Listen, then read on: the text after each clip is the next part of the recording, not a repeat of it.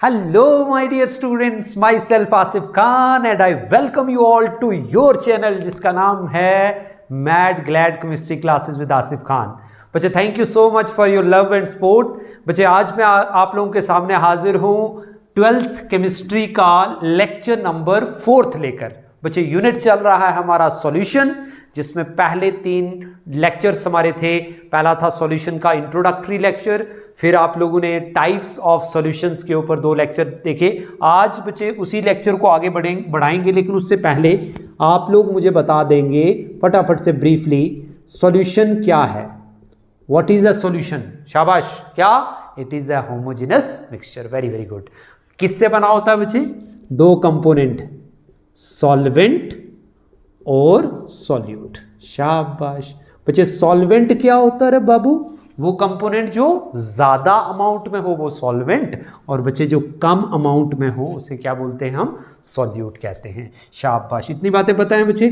फिर आप लोगों ने क्लासिफिकेशन में टाइप्स ऑफ सॉल्यूशंस में पढ़ा था, एक्वस सॉल्यूशन, नॉन एक्वस, फिर डाइल्यूट, कॉन्सेंट्रेटेड, फिर 3 टाइप के solution, solid solution, liquid solution और गैसियस सॉल्यूशन. बच्चे, आज हम थोड़ा सा और आगे बढ़ेंगे, जिसमें आज का मेरा लेक्चर रहेगा concept of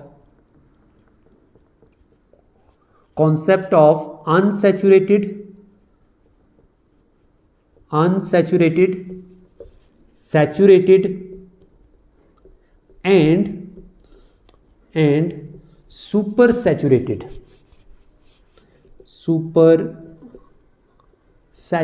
solution. Saturated solution. शाबाश प्यारे बच्चा. समझेंगे इस कॉन्सेप्ट को. बहुत ही इंपॉर्टेंट कॉन्सेप्ट है और बहुत ही आसान भी होने वाला है अगर आप थोड़ा सा ध्यान दें बच्चे. तो देखिए बच्चे, इस कॉन्सेप्ट को समझने के लिए मैं आप लोगों को 11th का एक पॉइंट याद करवाऊं. तो आप मुझे बताएं सैचुरेशन लिमिट क्या होती है सॉल्ट सॉल्यूशन की. NaCl सॉल्यूशन जब आप बनाते हैं, NaCl सॉल्यूशन जब आप बनाते हैं बच्चे, उसमें ध्यान से रखिएगा, होमोजेनस मिक्सचर आपको पता है बच्चे, 36 gram maximum, 36 gram of NaCl can be dissolved in 100 grams of water. क्या कहा मैंने? कि 36 ग्राम NaCl का मैक्सिमम डिसॉल्व हो सकता है किसमें बच्चे? 100 ग्राम्स वाटर में. और ये जो कॉन्सेप्ट है इसको बोलते हैं मैक्सिमम लिमिट, या इसको बोलते हैं सैचुरेशन लिमिट. क्या बोलते हैं? Saturation limit. यानी कहने का मतलब ये है कि भैया अगर आप 100 ग्राम वाटर लेते हो तो आप उसमें नमक जब डालते हैं 10 ग्राम डालोगे पूरी तरीके से डिसॉल्व हो जाएगा, 20 ग्राम डालोगे वो भी पूरी तरीके से डिसॉल्व हो जाएगा, 30 ग्राम डालोगे तो भी पूरी तरीके से डिसॉल्व हो जाएगा बच्चे. जब आप 36 ग्राम डालोगे तो वो पूरी तरीके से डिसॉल्व हो जाता है किसमें? 100 ग्राम्स ऑफ वाटर में. और वो सॉल्यूशन आपका बन जाता है कैसा?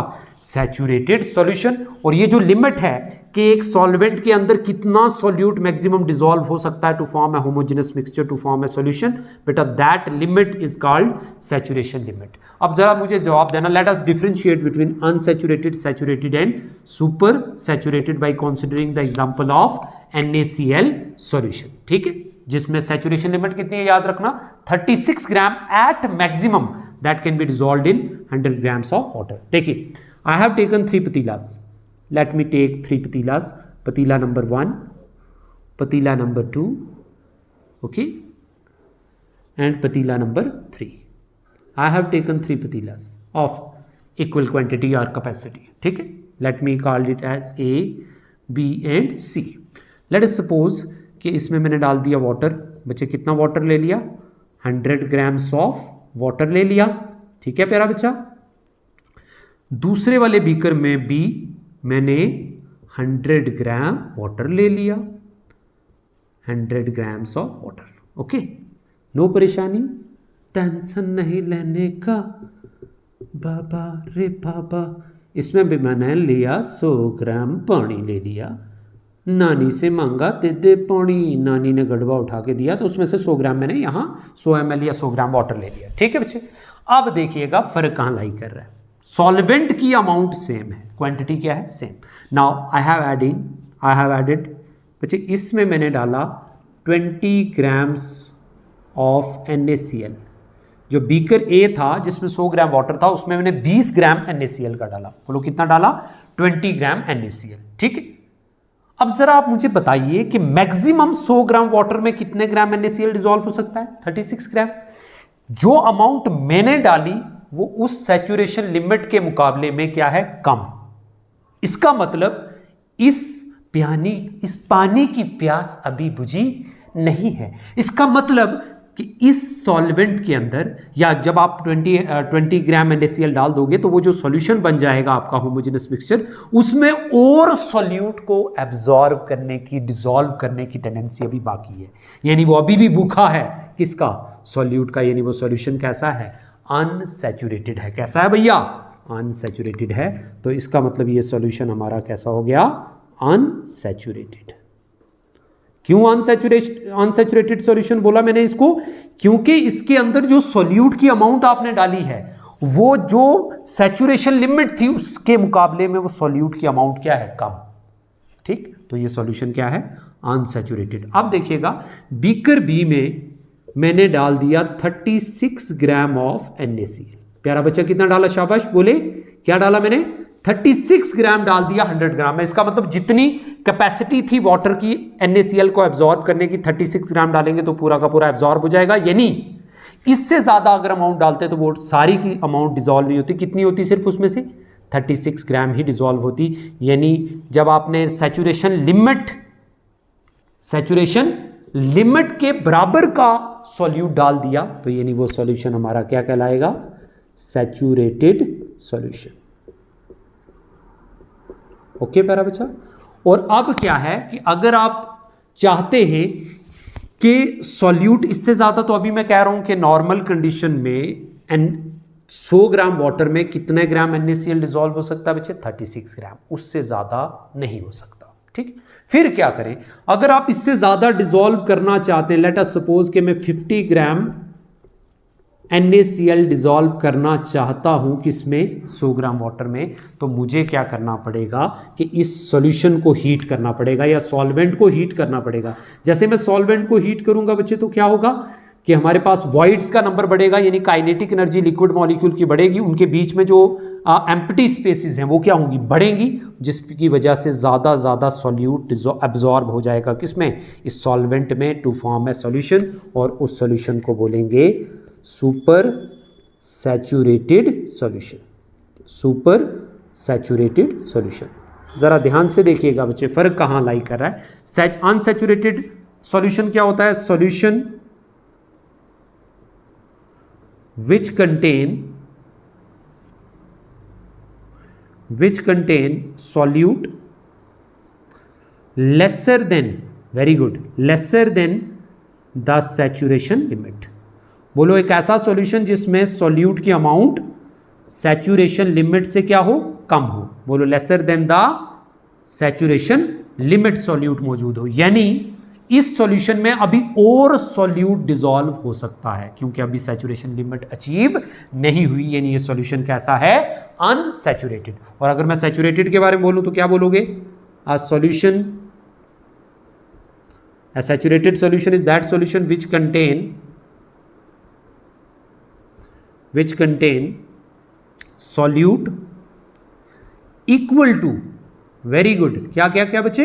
Equal to saturation limit. यानी जितनी अमाउंट डिसॉल्व हो पानी थी एक सॉल्वेंट के अंदर सॉल्यूट की, आपने उतना सॉल्यूट डाल दिया। सैचुरेशन लिमिट के बराबर का सॉल्यूट जब आप डालोगे एट रूम टेम्परेचर तो वो सॉल्यूशन आपका बन जाएगा सैचुरेटेड सॉल्यूशन। यानी इस सॉल्यूशन में जहां सैचुरेशन लिमिट के बराबर का आपने सॉल्यूट डाला है बच्चे, उसमें अब और ज्यादा सॉल्यूट डिसॉल्व नहीं हो पाएगा एट रूम टेम्परेचर। ओके बच्चे, now what is super, then concept आया सुपर सैचुरेटेड। सुपर सैचुरेटेड का मतलब जब मैं बोल रहा हूं कि और सॉल्यूट नहीं डिसॉल्व हो सकता तो फिर आप सर ये कॉन्सेप्ट क्यों आया? तो बच्चे ध्यान से सुनिएगा, very easy.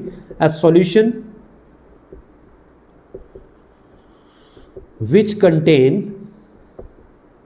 which contain solute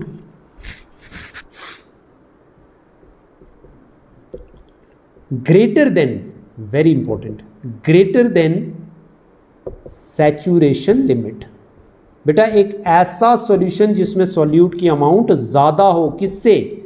saturation limit से, बट ओनली एट, और ये पॉसिबल होगा सिर्फ और सिर्फ ओनली एट हाई टेम्परेचर। और हाई टेम्परेचर पर ऐसा क्या होगा भाई? काइनेटिक एनर्जी बढ़ेगी सॉल्वेंट मॉलिक्यूल की, उनके बीच में जो वॉइड्स हैं उनका नंबर बढ़ेगा ताकि ज़्यादा सॉल्यूट डिजॉल्व हो सके। तो बच्चे इस डेफिनेशन तो तीनों समझ आ जानी चाहिए बच्चे। क्या? अनसैचुरेटेड वो जिसमें सॉल्यूट की अमाउंट सैचुरेशन लिमिट से कम हो, सैचुरेटेड जिसमें सॉल्यूट की अमाउंट सैचुरेशन लिमिट के बराबर हो, यानी और आप सॉल्यूट डिजॉल्व नहीं हो सकता एट रूम टेम्परेचर। और व्हाट इज सुपर सैचुरेटेड? जिसमें सॉल्यूट की अमाउंट सैचुरेशन लिमिट से भी ज़्यादा हो, और that would be possible only at high temperature. बच्चे एक एग्जांपल से समझते हैं, चलिए अगर किसी को समझ नहीं आया। देखिए हमारे फास्टिंग होती है, फास्ट रखते हैं ना बहुत सारे बच्चे, स्लो और फास्ट नहीं, मतलब फास्ट मतलब रोज़ा होता है, व्रत होता है ना, या कोई भी मान लो मेरी तरह कोई भूखड़ है, 2 दिन से भूखा है, जिसको खाना नहीं मिला, तो वो आता है, लेट अस सपोज कि मैं किसी के घर जाता हूँ, मैं 2 दिन से भूखा हूँ, जंगल में भटक रहा था है ना, किसी की याद में, थिंक पॉजिटिव। तो अब क्या होता है कि मैं किसी के घर जाता हूँ तो वो मुझे कहता है कि भैया क्या, मैंने बोला जी खाना दे दो भाई, बहुत भूख लगी है। तो उन्होंने बोला कि भैया हमारे घर पे तो 2 ही रोटियाँ पकी हैं। अब सोचो 2-3 दिन का भूखा बंदा 2 रोटियों से उसका चारा चलेगा? अब एनी हाउ मैंने कहा लाइए भाई, 2 रोटी मैंने खाई, मेरी टिड्डी फुल नहीं हुई, आई एम स्टिल अनसैचुरेटेड। इसका मतलब जो लिमिट थी मेरी टिड्डी की है ना, स्टोमक की जितनी कैपेसिटी थी उससे रोटी की अमाउंट कम है, यानी वो सॉल्यूशन कैसा है? मैं अभी भी अनसैचुरेटेड हूँ, अभी भी भूखा हूँ, सैचुरेशन लिमिट से कम रोटी मिली है ना। और अगर मेरी कैपेसिटी थी 4 रोटियों की, लेट अस सपोज कि उन्होंने 2 रोटियां तरोताज़ा बना के मुझे दे दी, 4 रोटियां मुझे मिल गई है ना, तो आई एम सैचुरेटेड है ना, मेरा टिड्डी फुल हो गई, मैं खुश हो गया। लेकिन अगर वो मुझ पे ज़्यादा ही मेहरबान हो जाएं तो वो क्या कहेंगे? आपने 4 रोटियां खा ली, आपकी मुझे डकार शिकार भी आ गया ना, you are getting the point. अब क्या होता है, वो मुझे कहते हैं कि भैया ये गुलाब जामुन और आइसक्रीम भी खा लीजिए, आप मेहमान हैं, मेहमान तो भगवान का रूप होता है, तो आप ये भी खा लीजिए। अब मेरे पेट में जगह नहीं, तो मैं ज़बरदस्ती, मुझे लालच आ गई भाई गुलाब जामुन, सोचो मुंह में पानी आ रहा होगा आपके भी, तो जैसा ही वो मैंने खाया तो बच्चे ऑब्वियस सी बात है गले तक आ गया, यानी I have become super saturated. वो लाड प्यार वो क्या होगा? सॉल्यूशन कब सुपर सैचुरेट होगा? ओनली एट हाई टेम्परेचर, जहां सैचुरेशन लिमिट से भी ज़्यादा अमाउंट में सॉल्यूट। जैसे एग्जांपल बच्चे, ये आप लोगों ने गुलाब जामुन से जिक्र आया, तो गुलाब जामुन की बात करें, आपको पता बाज़ार में वो जो गुलाब जामुन जिसमें डुबके होते हैं है ना, वो चाशनी जिसको बोलते हैं आप, है ना, वो इतना मीठा होता है, वो चाशनी बहुत मीठी होती है बेटा, उसमें बहुत ज़्यादा शुगर डिजॉल्व की हो, वो कौन सा सॉल्यूशन है? वो सुपर सैचुरेटेड है। अब आप लोगों को एक पॉइंट याद रखना है कि सुपर सैचुरेटेड सॉल्यूशन बड़े ही क्या होते हैं? अनस्टेबल। क्या बोल रहा हूं मैं? अनस्टेबल क्यों बोल रहा हूं? क्योंकि ये स्टेबलाइज तब तक रहेंगे जब तक टेम्परेचर क्या रहेगा? हाई। और जैसा ही टेम्परेचर आप वापस से कम करोगे तो एक्स्ट्रा जो मान लीजिए 36 ग्राम तो नॉर्मली डिजॉल्व होनी थी, 14 ग्राम जो एक्स्ट्रा डिजॉल्व हुई टेम्परेचर कम होने से वो मॉलिक्यूल पास आएंगे वाटर के, और वो एक्स्ट्रा NaCl क्या हो जाएगा? इवॉल्व, प्रेसिपिटेट्स बन जाएंगे। इसका मतलब वो मिक्सचर होमोजेनस नहीं रहेगी, क्या हो जाएगी? हेटेरोजेनस। क्या हो जाएगी? तो इसका मतलब super saturated solution are formed only at high temperature, so that's why they are considered to be unstable solution। तो ये था कॉन्सेप्ट छोटा सा आप लोगों का, saturated, unsaturated and super saturated. फटाफट से बोलना, एक ही लाइन में याद रखना, सैचुरेशन लिमिट से कम सॉल्यूट मौजूद हो सॉल्यूशन में तो अनसैचुरेटेड सॉल्यूशन, सैचुरेटेड सॉल्यूशन से ज़्यादा अमाउंट में सॉल्यूट मौजूद हो तो सुपर सैचुरेटेड, और बिल्कुल सैचुरेशन लिमिट के बराबर का हो तो शाबाश सैचुरेटेड सॉल्यूशन। ओके प्यारा बच्चा।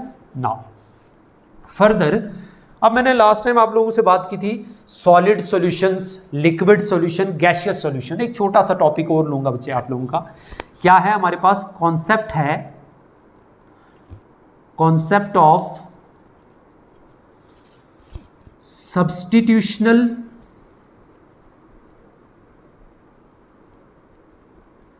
And interstitial solid solution. Interstitial solid solution. Solid solutions की 2 टाइप्स हैं बच्चे फर्दर। एक होता है हमारे पास सब्स्टिट्यूशनल और एक होता है इंटरस्टिशियल सॉलिड सॉल्यूशंस। ये दो कैटेगरीज हैं या दो टाइप्स हैं, इन दोनों में फर्क क्या है बच्चे, ध्यान से सुनिएगा। सब्स्टिट्यूशनल और इंटरस्टिशियल। देखिए मान लीजिए ये सॉल्वेंट के मॉलिक्यूल, अब सॉलिड सॉल्यूशन है तो ऑब्वियस सी बात एटम्स होंगे, ये सॉल्वेंट के एटम्स, ओके।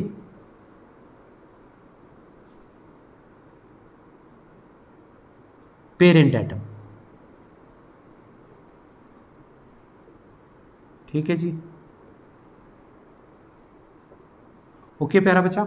मान लीजिए ये सॉल्वेंट के एटम है, जैसे मैं बोलूं ये सारे के सारे कॉपर के एटम हैं। कौन से एटम थे? कॉपर के,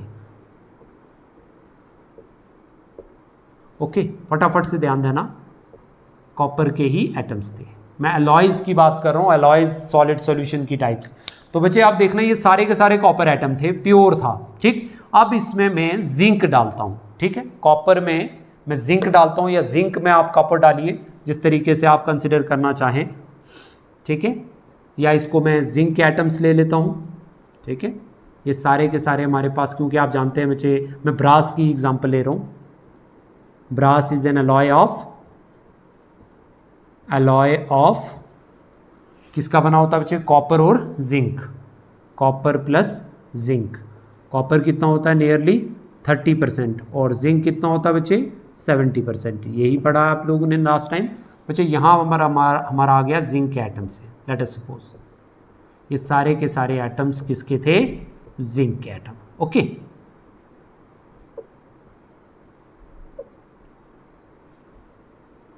शाबाश। ला ला ला ला ला ला ला ला ला ला ला। अब इस जिंक में इसको मैंने मोल्टनाइज किया और इसमें डाल दिया कॉपर थोड़ी अमाउंट में, तो ऑब्वियस सी बात है जिंक और कॉपर बच्चे एक ही सीरीज के मेंबर हैं और पास पास वाले ग्रुप में लाई करते हैं। साइज में ज़्यादा डिफरेंस नहीं होने की वजह से कॉपर के जो एटम्स हैं वो किसको रिप्लेस करेंगे? शाबाश बच्चे, जिंक के एटम्स को। इसका मतलब जहां पर जिंक होना चाहिए था वहां पर कौन है भैया? कॉपर है। बोलो कौन है वहां पर? कॉपर है। तो इसका मतलब क्या हुआ कि यहां पर क्या हुआ कि कॉपर की जिंक की जगह पर जाकर बैठ गया कौन भाई? कॉपर। यानी जिंक निकला और उसकी जगह सब्स्टिट्यूट हो गया कौन? कॉपर। क्योंकि कॉपर कम है तो ये कौन से पार्टिकल हो गए? Solute particle. शाबाश बोलना बच्चे, ये कौन से पार्टिकल हो गए? सॉल्यूट के पार्टिकल्स, ओके। और ये जो ज्यादा अमाउंट में चीज है यानी जिंक है, मेटल है, तो ये भी सॉलिड, ये भी सॉलिड है ना, तो ये हमारे पास कौन से पार्टिकल्स हो गए? सॉल्वेंट। इसका मतलब ये हो गया हमारा सॉल्यूट और ये हो गया हमारा सॉल्वेंट। और ओवरऑल एक भी सॉलिड दूसरा भी सॉलिड, ओवरऑल सॉल्यूशन कौन सा बना? Solid solution. लेकिन कौन से टाइप का? सब्स्टिट्यूशनल या इंटरस्टिशियल? बेटा ये कौन सा है? सब्स्टिट्यूशनल, जहां कॉपर जाकर सब्स्टिट्यूट हुआ जिंक। मान लीजिए जिंक की टांग टूट गई, जिंक बाहर गया ग्राउंड से, बाहर से कौन आ गया उसकी जगह? तो जहीर खान बाहर गया, बाहर से कौन आ गया बच्चे? कॉपर उसकी जगह पर फील्डिंग करने के लिए, तो सब्स्टिट्यूशन हुई, है ना। सॉल्यूट का पार्टिकल का साइज इतना बड़ा था कि वो फिट हुए किसकी साइट पर? सॉल्वेंट एटम की जगह पर। और ऐसे सॉलिड सॉल्यूशंस को हम बोलते हैं सब्स्टिट्यूशनल। जस्ट आइडिया दे रहा हूं बच्चे, लोगों के सिलेबस में नहीं है लेकिन थोड़ा सा थॉरोली चीज़ों का पता होना चाहिए। सब्स्टिट्यूशनल सॉलिड सॉल्यूशन कैसे डिफाइन करेंगे बच्चे? सब्स्टिट्यूशनल सॉलिड सॉल्यूशंस वो होते हैं जिनमें सॉल्यूट पार्टिकल का साइज इतना बड़ा हो कि वो सॉल्वेंट एटम्स को क्या करें? सॉल्वेंट के एटम को रिप्लेस करे, यानी जाकर सॉल्यूट का पार्टिकल किसकी पोजीशन ऑक्यूपाई करे? सॉल्वेंट की, during formation of solid solution. और अलॉयज जितने भी हैं वो क्या है हमारे पास? सब्स्टिट्यूशनल सॉलिड सॉल्यूशंस हैं। बोले कैसे हैं? सब्स्टिट्यूशनल सॉलिड सॉल्यूशन। अब देखिए इसके बरक्स इंटरस्टिशियल हमारे पास सॉलिड सॉल्यूशंस क्या होते हैं? जहां पर बेटा एक हमारे पास सॉल्वेंट है, जनरली ट्रांजिशन मेटल्स होती हैं। सपोज ये टाइटेनियम मेटल है, टाइटेनियम,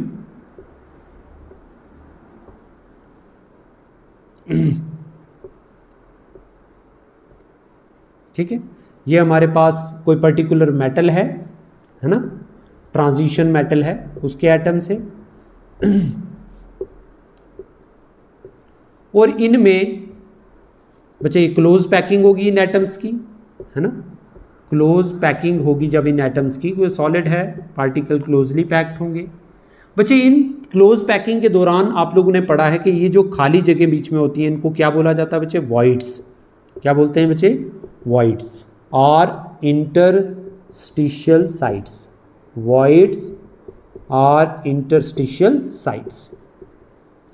अब क्या होता है कि जब आप कोई सॉल्यूट ऐसा डालेंगे कि जिसके एटम का साइज, जो पेरेंट सॉल्वेंट है आपका, उसके एटम के साइज के मुकाबले में बहुत छोटा होगा, जैसे हाइड्रोजन, जैसे कार्बन, है ना बच्चे, ऐसे छोटे छोटे एटम्स होंगे, बोरॉन लाइक, है ना, तो वो पार्टिकल इस यहाँ सब्सटीट्यूट नहीं हो पाएंगे क्योंकि उनका साइज बहुत छोटा है। तो वो कौन सी जगह ऑक्यूपाई करेंगे बच्चे?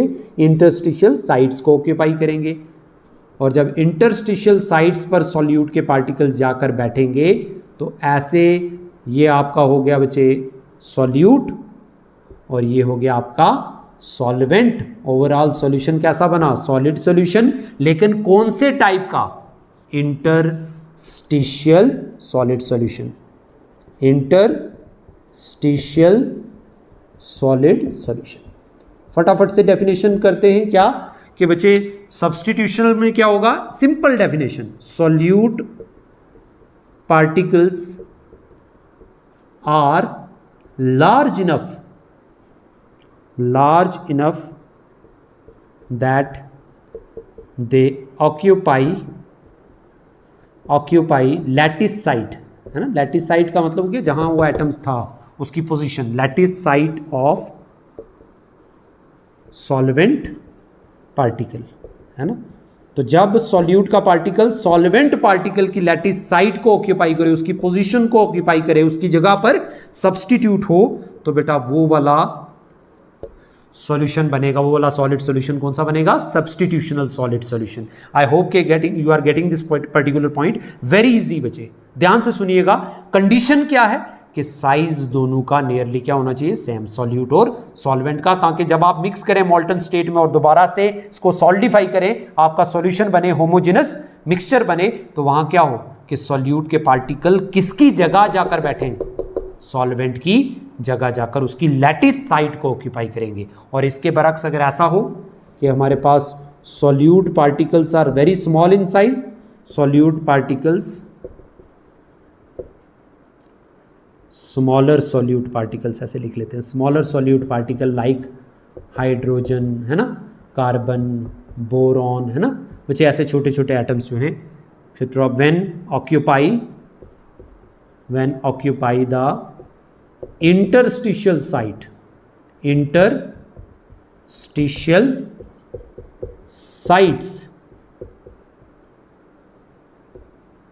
Interstitial sites of a transition metal, D block element, है ना, ट्रांजिशन मेटल, तो they result in the formation of हमारे पास इंटरस्टिशियल सॉलिड सॉल्यूशन। यहां तो बच्चे सब्स्टिट्यूशनल में तो जितने भी अलॉयज हैं वो सभी हमारे पास, जैसे ब्रास है, ब्रोंज है, ओके, जैसे हमारे पास 22 कैरेट गोल्ड है।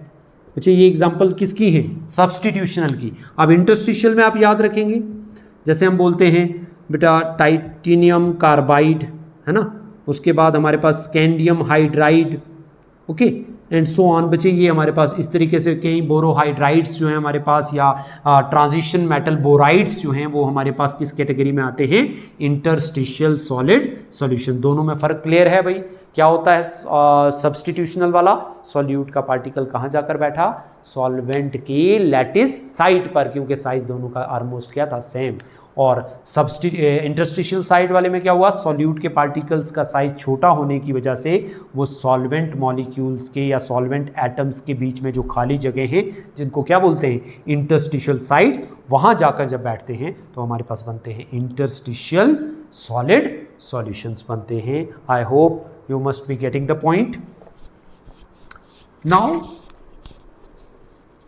moving to next topic, that is फटाफट से बोर्ड को साफ कर लेते हैं, है ना, तो तब तक आप मेरा बेकार सा गाना सुने। लिखे जो खत तुझे वो तेरी याद में हजारों रंग के नज़ारे बन गए। गाना सुनने आए हो, चुप करके बैठो, पढ़ो। नेक्स्ट टॉपिक है हमारा concentration of solution. Very important topic of this unit, बहुत बार रिपीट हुआ है आप लोगों के एग्जाम्स में। Concentration of solution and units of concentration. सबसे पहले तो हमें कॉन्सेंट्रेशन का मतलब समझना है बच्चे। कॉन्सेंट्रेशन ऑफ सॉल्यूशन का मतलब क्या है? अब पहले आप मुझे बताइए सॉल्यूशन क्या है, किसके बना होता है? सॉल्वेंट और सॉल्यूट। सॉल्वेंट घट नहीं, सॉल्वेंट ज़्यादा और सॉल्यूट कम, है ना। इसका मतलब दोनों की क्वांटिटी सेम नहीं है। तो हम ये कह सकते हैं कि कितनी अमाउंट सॉल्यूट की मौजूद है in a given quantity of solvent और इन अ सॉल्यूशन। एक सॉल्यूशन में कितनी सॉल्यूट की अमाउंट है और कितनी सॉल्वेंट की अमाउंट है, ये जो कंपैरिजन है इसी को क्या बोलेंगे? Concentration of solution. तो मैं ऐसे डिफाइन कर सकता हूं, it is defined as the amount of solute. It is defined as the amount of solute present in a given quantity of solvent और solution। बेटा एक सॉल्वेंट या एक सॉल्यूशन के अंदर कितनी अमाउंट मौजूद है, किसकी? सॉल्यूट की। बचे उस क्वांटिटी के कंपैरिजन को, सॉल्वेंट और सॉल्यूट की क्वांटिटी कितनी है एक सॉल्यूशन के अंदर, उसी चीज़ को हम क्या बोलते हैं? उस सॉल्यूशन की कॉन्सेंट्रेशन। फटाफट से बोलें क्या? Amount of solute present in a solution, या amount of solute present in a given quantity of solvent to form a solution. Now और आसान कर देते हैं इसको। The word concentration means, the word concentration represent a comparison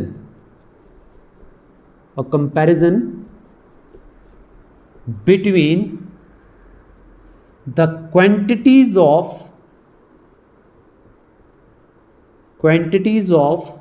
solute and solvent in a solution. अब तो और आसान हो गया भाई। क्या बोला मैंने? शाबाश शाबाश। कॉन्सेंट्रेशन का मतलब कंपैरिजन। बाबा किसका कंपैरिजन? क्वांटिटीज का। किसकी क्वांटिटीज? सॉल्यूट और सॉल्वेंट की कितनी क्वांटिटीज मौजूद हैं किसके अंदर? सॉल्यूशन के अंदर। क्योंकि अभी आपने पढ़ा कि भैया सॉल्यूट और सॉल्वेंट की अमाउंट सेम नहीं होती, एक कम होता है और एक ज़्यादा होता है, या वेरी करते हैं ना। और आपने ये भी पढ़ा डेफिनेशन में सॉल्यूशन जब मैंने पढ़ाया था कि भैया सॉल्यूट जो सॉल्यूशन होता है उसमें सॉल्यूट और सॉल्वेंट की कंसंट्रेशन को हम थोड़ा बहुत घटा या बढ़ा सकते हैं। कब तक? जब तक सॉल्यूशन की होमोजेनिटी क्या रहे? मेंटेन। तो कंसंट्रेशन का मतलब हुआ comparison between quantities of solute and solvent in a solution के। कितना मास सॉल्यूट का, कितना मास सॉल्वेंट का, कितना वॉल्यूम सॉल्यूट का, कितना वॉल्यूम सॉल्वेंट का मौजूद है सॉल्यूशन में, कितने मोल सॉल्यूट के, कितने मोल्स सॉल्वेंट के मौजूद हैं सॉल्यूशन में। ये सारी चीज़ें हम किसके अंदर बताते हैं बेटा? कॉन्सेंट्रेशन ऑफ सॉल्यूशन के अंदर। जैसे एक एग्जांपल मैं आप लोगों को दूंगा। ए solution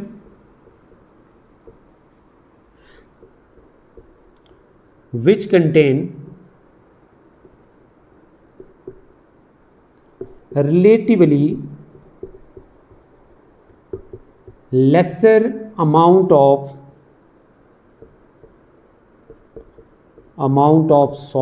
solute as compared to other solution, that solution is called as, last lecture में भी इसका आइडिया दिया था बच्चे, टाइप्स में पढ़ाया था, डाइल्यूट सॉल्यूशन, है ना। Whereas a solution which contain a relatively larger amount of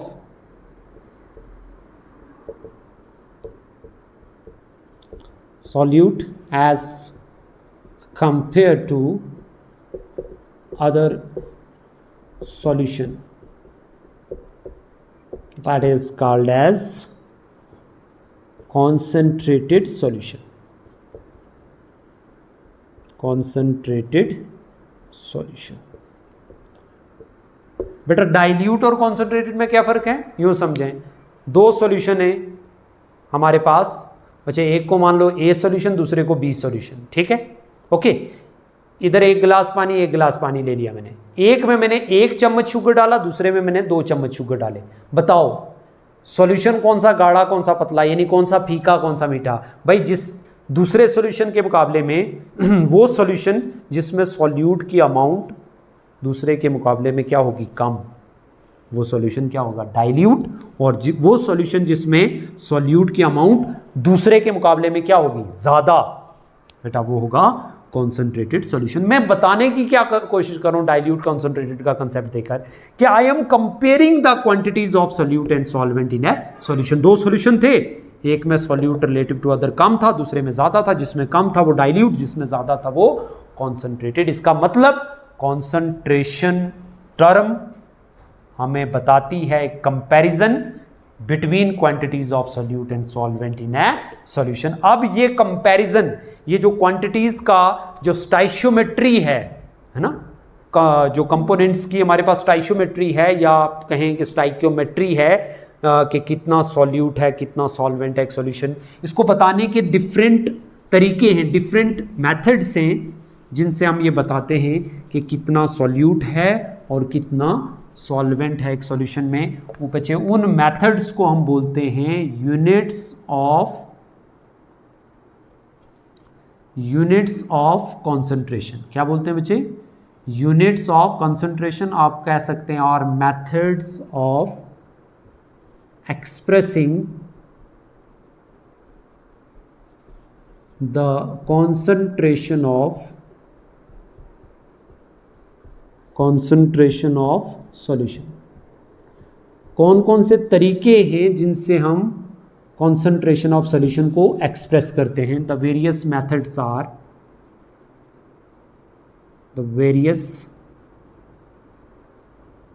methods are सबसे पहला मेथड है बच्चे mass fraction, second is volume fraction, third one is mass percentage, next one is volume percentage,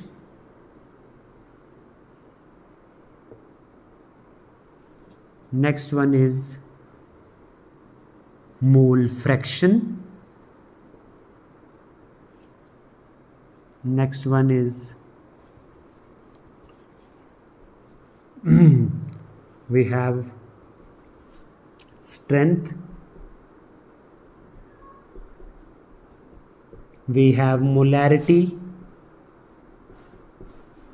we have formality, we have normality, next we have molality, next we have parts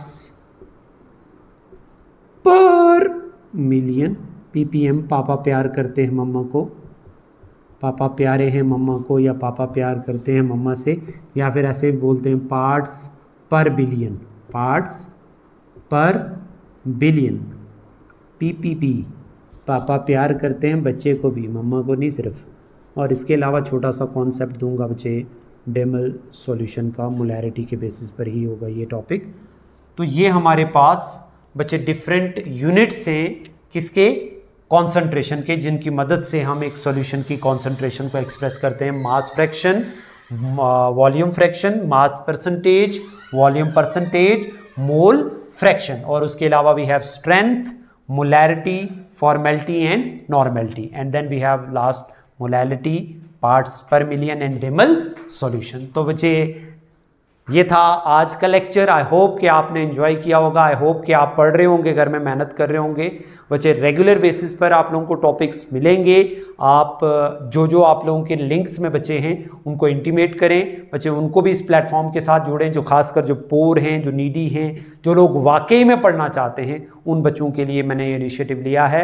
and thank you so much for such a love and support that you have provided during this recent 5 to 10 days।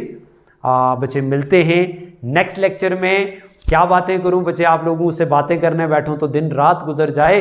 तो any how, अल्लाह हाफिज, मिलते हैं बच्चे next lecture के साथ 12th chemistry के साथ। Thank you. होया भी है नहीं।